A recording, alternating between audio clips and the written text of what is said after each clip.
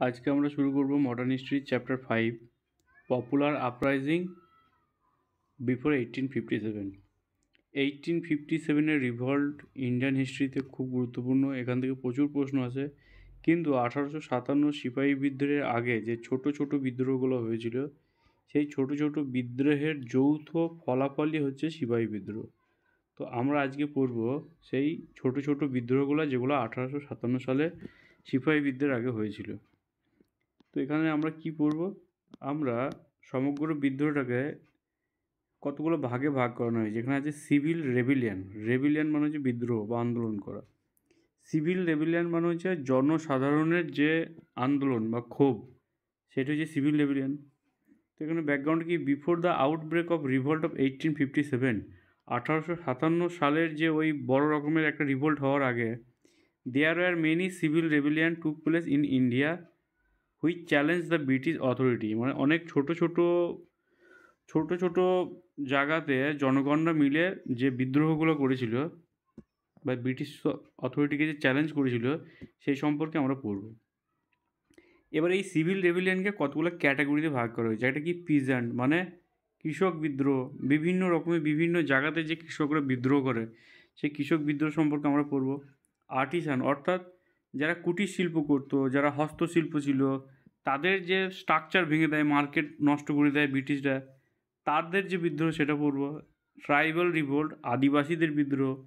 আদিবাসী সম্প্রদায়ের মানুষদেরকে তাদের জমি কেড়ে নেয়, তাদের তাদের তাদের যে মূল জায়গা সেটা হচ্ছে জঙ্গল, সেটা কেড়ে নেয়, সেই সম্পর্কে বলবো। নেটিভ স্টেট, ছোটো ছোটো যে স্টেটগুলো আছে, সেই স্টেটগুলা যে রাজ্যগুলো, তারা যে বিদ্রোহ করে সেটা। পলিগার আর ল্যান্ডলর্ড জমিদার শ্রেণীর মানুষরা, তারা যে বিদ্রোহ করে সেই সম্পর্কে আমরা পড়ব। তাহলে বিদ্রোহের কারণ কি? কারণ হচ্ছে যে devastating impact of ruler and zamindar poligar এদেরকে সাবসিডিয়ারি অ্যালায়েন্স যে বললাম, সাবসিডি অ্যালায়েন্সের বিরুদ্ধে মাথা চাড়া দিয়ে ওঠা, এটাকে অস্বীকার করে এর বিরুদ্ধে প্রতিবাদ করা সেটা।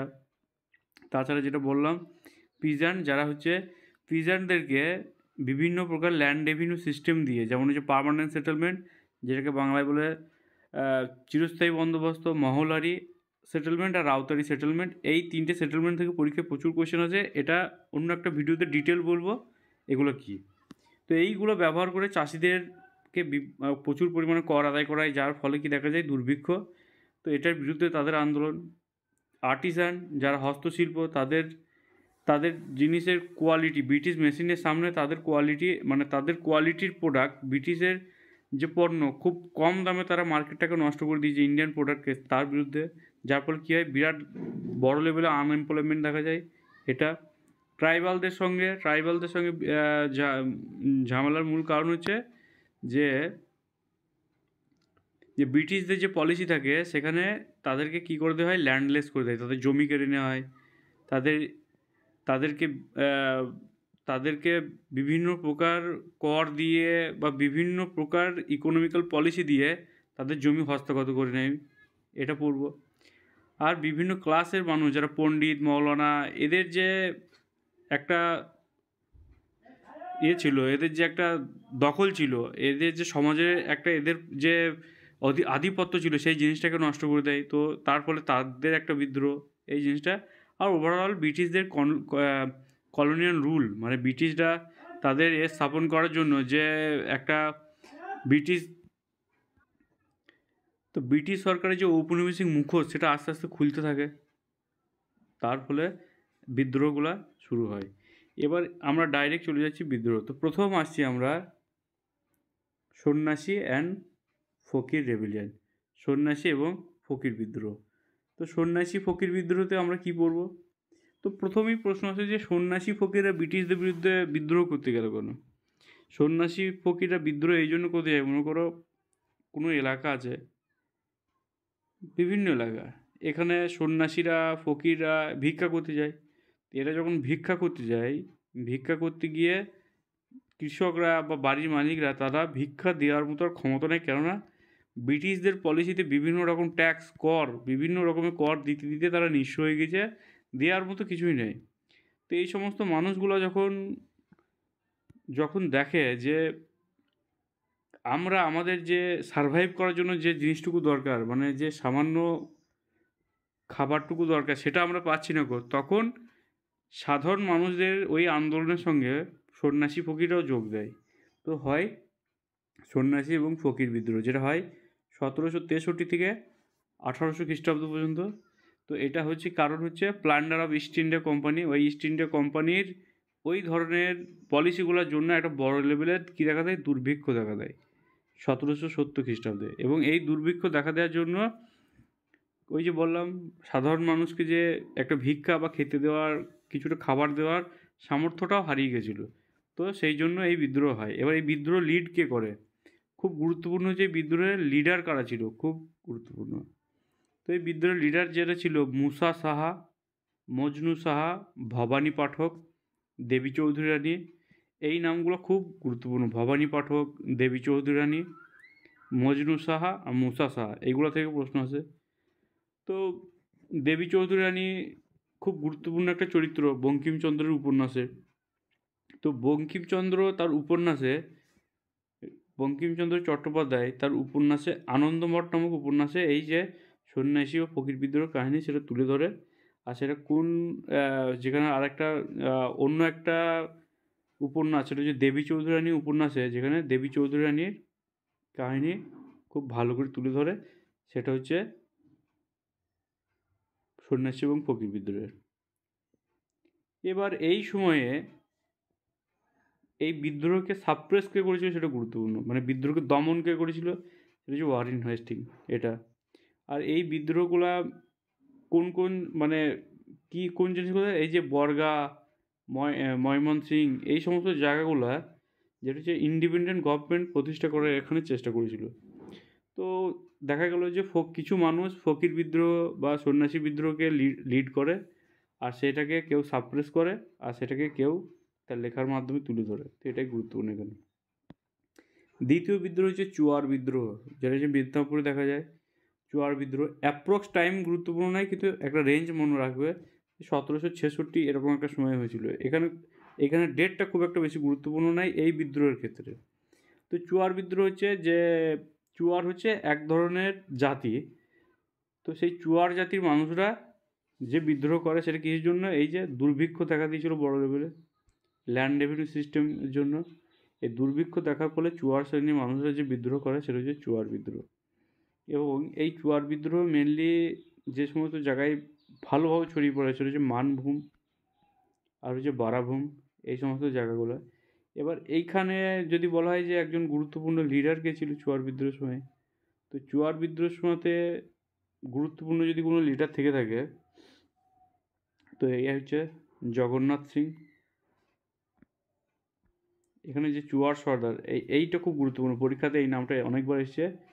শ্যামগঞ্জন, সুবল্লা সিং, এরা এই দুটো নাম খুব বেশি গুরুত্বপূর্ণ। তাছাড়া আর দু একটা চুয়ার লিডার নাম হচ্ছে মাধব সিং, রাজামোহন সিং, এটা। তো এইগুলো দেখা যায় বিশেষ করে মিদনাপুর এরিয়াতে। তাছাড়া আর যারা সাপোর্ট করেছিল, জমিদার অফ ডালভূম, মানভূম, এই সমস্ত লেখা লোকগুলো সাপোর্ট করেছিল। এবার খুব ইম্পর্টেন্ট যদি কোনো একটা লিডার, এইটা যার নামে পরীক্ষায় কোয়েশ্চেন এসেছিলো, সেটা হচ্ছে যে দামোদর সিং আর হচ্ছে জগন্নাথ দাল। জগন্নাথ দাল আর দামোদর সিং, এই দুটো নাম খুব বেশি গুরুত্বপূর্ণ।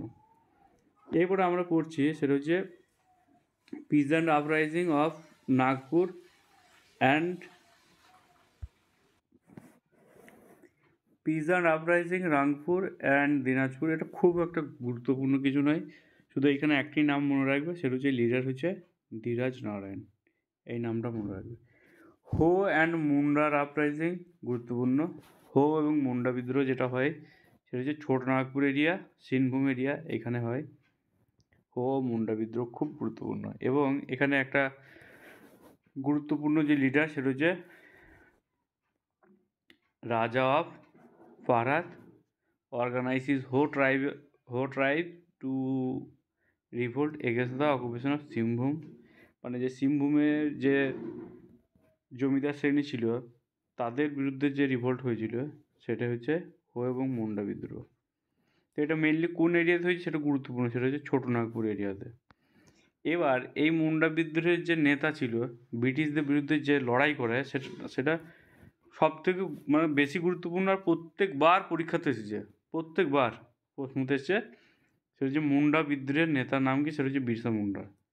এ খুব গুরুত্বপূর্ণ, প্রত্যেকবার একটা কমন কোয়েশ্চেন, প্রত্যেকবার, আর সব পরীক্ষাতেই আসে এটা, যে মুন্ডা বিদ্রোহের সবথেকে গুরুত্বপূর্ণ নেতা হচ্ছে বিরসা মুন্ডা। আর উলগুলান শব্দের অর্থ কি? উলগুলান শব্দের অর্থ হচ্ছে বিদ্রোহ।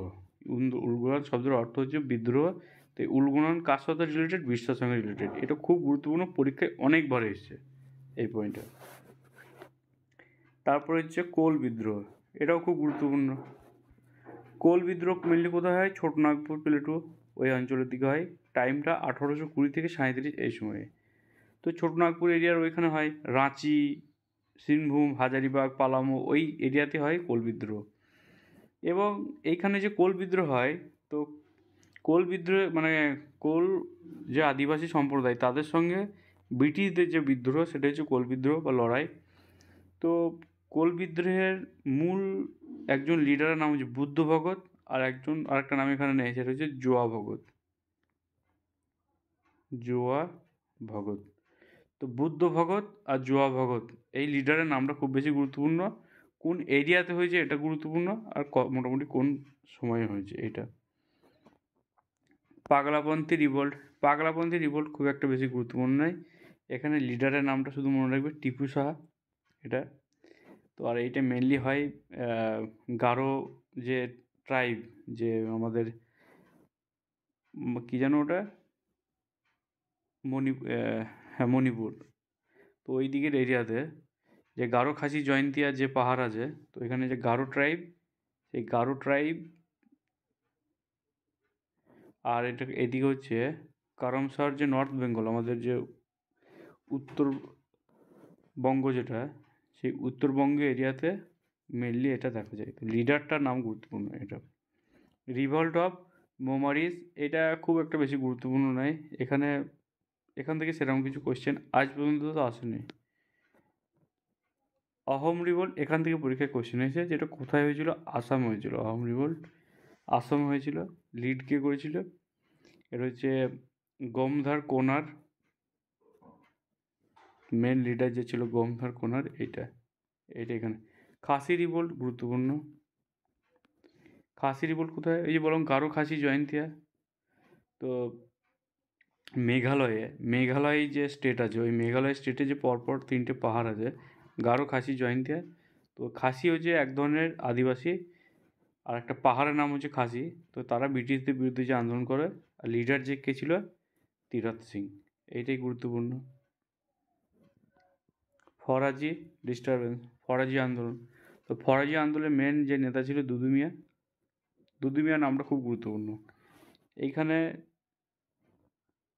এরা কি করছিল? এরা হচ্ছে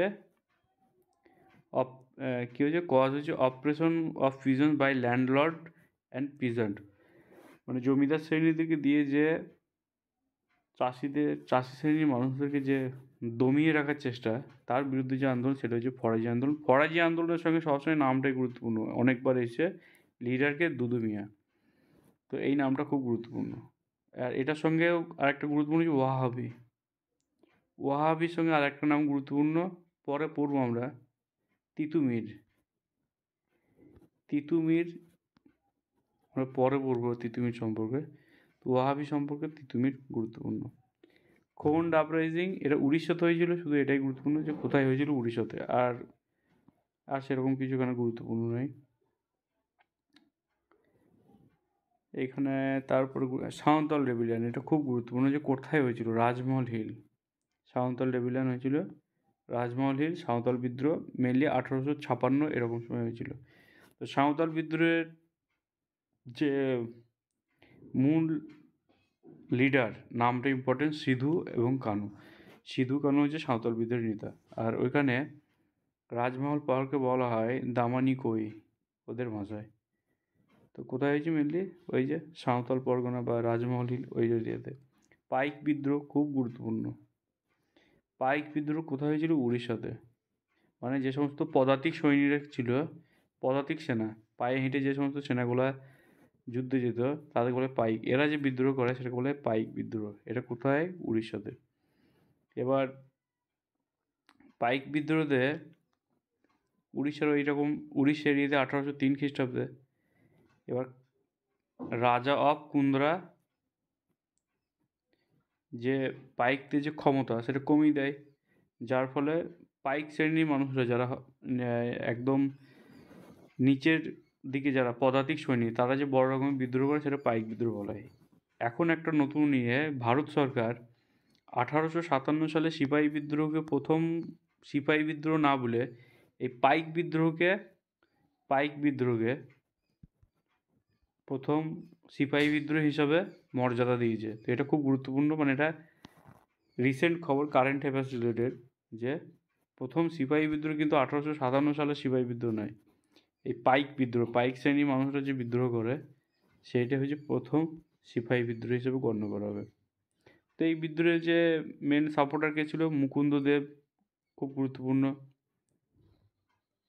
এই নামটা খুব গুরুত্বপূর্ণ।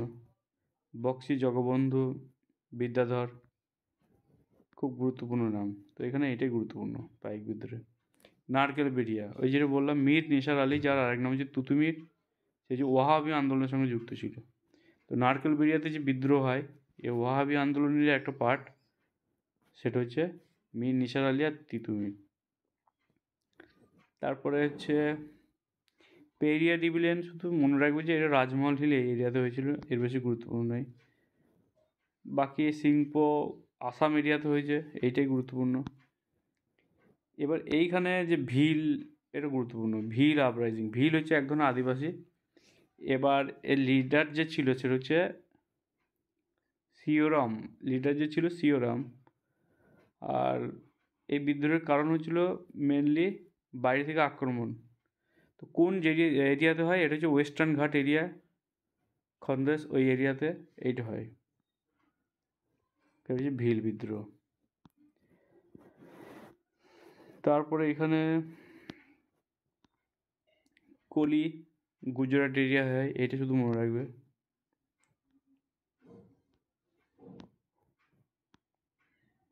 তারপরে ত্রাবঙ্কর এরিয়াতে যে বিদ্রোহ হয় সেটা হচ্ছে মেনলি লিডার যে ছিল দিওয়ান অফ ভেলু থাম্পি। এবার এই যে থাম্পি, এইটার সঙ্গে থাম্পি নামটা খুব গুরুত্বপূর্ণ, এটা মাথায় রাখবে। ত্রাবঙ্কর বিদ্রোহের সঙ্গে থাম্পি, এগুলো ছোটো ছোটো বিদ্রোহ, এগুলো খুব ডিটেলে যাওয়ার কিছু নেই, শুধু নামটা মনে রাখলেই হবে। তারপরে মপলার আপরাইজিং, এটা কোথায় হয়? তো এটা মেনলি হয় মালাবার এরিয়াতে। মালাবার কোন দিকটা? এই যে এই দিকটা মালাবার কোস্ট, এই দিকটা হচ্ছে করমণ্ডল, তো এইখানে আছে মালাবার। তো এই দিকের এরিয়াতে যেটা হয় সেটা হচ্ছে মাপলা রিভোল্ট।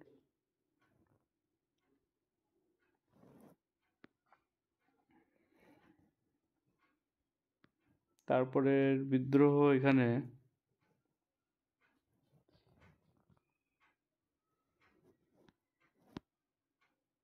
পালামো বিদ্রোহ, এটা খুব গুরুত্বপূর্ণ। পালামো বিদ্রোহ, পালামো বিদ্রোহতে নাম হচ্ছে পালামো, মানে ঝাড়খণ্ডের পালামো যে এরিয়াতে, আর লিডার যে ছিল ভূকন সিং, বাস এই নামটাই গুরুত্বপূর্ণ। পলিগার, যেটা বললাম।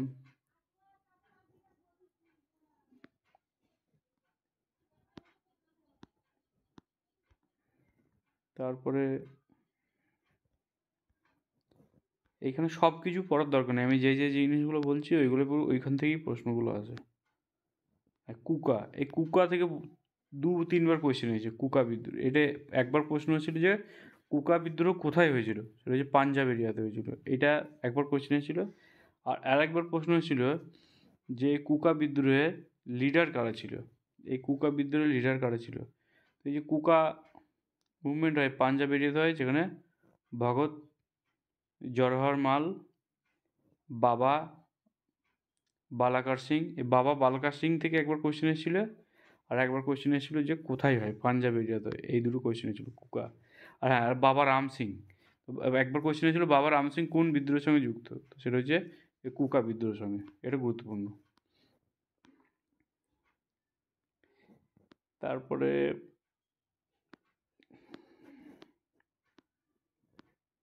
বুন্দেলখণ্ডটা হচ্ছে এখানে মেনলি বুন্দেলখণ্ডের থেকে একবার কোশ্চেন এসেছিল, সেটা দেখছি এখানে আছে নাকি। বুন্দেলখণ্ড এরিয়াটা হচ্ছে অ্যাকচুয়ালি এই যে ছোটনাগপুর এরিয়া, তার এই পাশের যে এরিয়াটা এটাকে বলে বুন্দেলখণ্ড। তো এই বুন্দেলখণ্ড এরিয়াতে এখানে একবার কোশ্চেন এসেছিল এখান থেকে, লক্ষ্মণ, রিলেটেড টু লক্ষ্মণ দেওয়া, এটা কোন এর সঙ্গে যুক্ত? বুন্দেলখণ্ডের সঙ্গে। বেরেলি আপরাইজিং, এটা মুফতি মোহাম্মদ আওয়াজ, এটার সঙ্গে গুরুত্বপূর্ণ।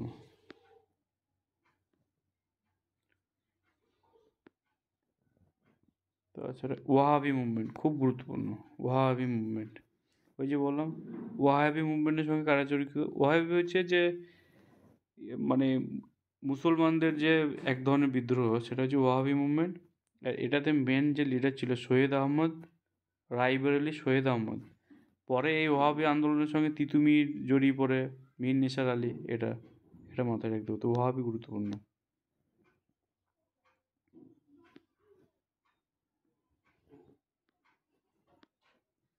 ভিল আপরাইজিং বলেছে। তো এইগুলো, এই সমস্ত যে ছোটো ছোটো বিদ্রোহগুলো হয়েছিল যেগুলো বললাম আর যেগুলো আমি হাইলাইট করলাম, ওইগুলোই সবথেকে বেশি গুরুত্বপূর্ণ, আর ওইখান থেকেই প্রশ্ন আসে। এবার ইম্পর্টেন্স অফ সিপাহি মিউটিনিটি বিফোর 1857, 1857 সালে সিপাহি বিদ্রোহের আগে এই গুরুত্বগুলো কী ছিল? তো এই যে বিভিন্ন বিদ্রোহগুলো হয়েছিল দেখালাম, তো সেইগুলোই। আর এদের মানে লিমিটেশন, এই বিদ্রোহগুলো ফেল কেন করে যায়? এই বিদ্রোহগুলো ফেল করার কারণ হচ্ছে প্রথমত হচ্ছে একটা লোকাল এরিয়াতে হয়, ছোটো ছোটো জায়গাতে কিছু মানুষ জোরে, সেই জন্য। ট্র্যাডিশনাল আউটলুক মানে চিরাচরিত প্রথায়, মানে নতুনত্ব কিছু নেই যুদ্ধের মধ্যে, কোনো স্ট্র্যাটেজি বা সেরকম কিছু নেই। আর সবথেকে বড় জিনিস হচ্ছে ঠিকঠাকভাবে লিড করতে না পারার জন্য এই যুদ্ধগুলো ফেল করে যায়। তো কিন্তু এগুলো ব্রিটিশের বিরুদ্ধে ছোটো ছোটো যুদ্ধ, কিন্তু এই যুদ্ধগুলোর পরে বড় হয়ে একত্রিতভাবে একটা মানে কী বলবো ব্লাস্ট হয়ে বেরিয়ে আসে, সেটা হচ্ছে 1857 সিপাহী বিদ্রোহ। তো এই যে সিভিল আপরাইজিং আমরা পড়লাম, সিভিল আপরাইজিং বলতে জনগণের যে বিদ্রোহ, আদিবাসীদের যে বিদ্রোহ, চাষিদের যে বিদ্রোহ বিভিন্ন জায়গাতে, সেটা পড়লাম। তাদের ক্যারেক্টার সম্পর্কে বলা আছে। তো এইগুলো একবার রিডিং মিলবে, ডিটেল পড়ার কিছু দরকার নেই, এইগুলো থেকে সেরকম কিছু কোশ্চেন আসে না। তো এইখানে তিনটে ভাগে ভাগ করেছে, এই ছকটা মাথায় রাখবে। কি কুইক রিভিশনে যে এক সিভিল রেভিলিয়ান, পিজন রেভিলিয়ান, আর হচ্ছে ট্রাইবাল রেভিলিয়ান, এটা মাথায় রাখবে। সন্ন্যাসী বিদ্রোহ, সিভিলের মধ্যে কোন কোনো পড়ছে সন্ন্যাসী, এটা সন্ন্যাসী বিদ্রোহ। তারপর হচ্ছে এদিকে আমরা আর কি পড়লাম, Bundelkhand, Paik, Bareilly uprising, Ahom revolt, Kuka movement, Wahabi movement, এইগুলা। আর এইদিকে পিজন মুভমেন্টে নারকেলবেরিয়া আপরাইজিং, যে তিতুমির, ফরাজি আন্দোলন, মোপলা আপরাইজিং। আর ট্রাইবালের মধ্যে যেটা পড়লাম আমরা কি, চুয়ার বিদ্রোহ পড়লাম, কোল বিদ্রোহ পড়লাম, হো পড়লাম, সাঁওতাল বিদ্রোহ পড়লাম, খোন্দ পড়লাম, ভিল পড়লাম। তো এগুলোর মধ্যে এইগুলো গুরুত্বপূর্ণ। তো এই যে ছোটো ছোটো বিদ্রোহগুলো ছিল ওটা শেষ হয়ে গেলো, তো চ্যাপ্টার 5 আমাদের ওখানে শেষ। এবার যে চ্যাপ্টারে ঢুকবো সেটা হচ্ছে 1857 সালের সিপাহী বিদ্রোহ। তো এইখানে ওই চ্যাপ্টারগুলো থেকে কিছু কোশ্চেন আসে গুরুত্বপূর্ণ, সেগুলো বলে দিয়েছি। এবার 1857 সালে যে সিপাহী বিদ্রোহ হয়, খুব গুরুত্বপূর্ণ বিদ্রোহ, আর এখান থেকেও অনেক কোশ্চেন আসে 1857। আর মূলত এইখান থেকেই মডার্ন হিস্ট্রির আসল জিনিস শুরু হয়, যেখান থেকে পরীক্ষায় প্রচুর পরিমাণে কোশ্চেন আসে।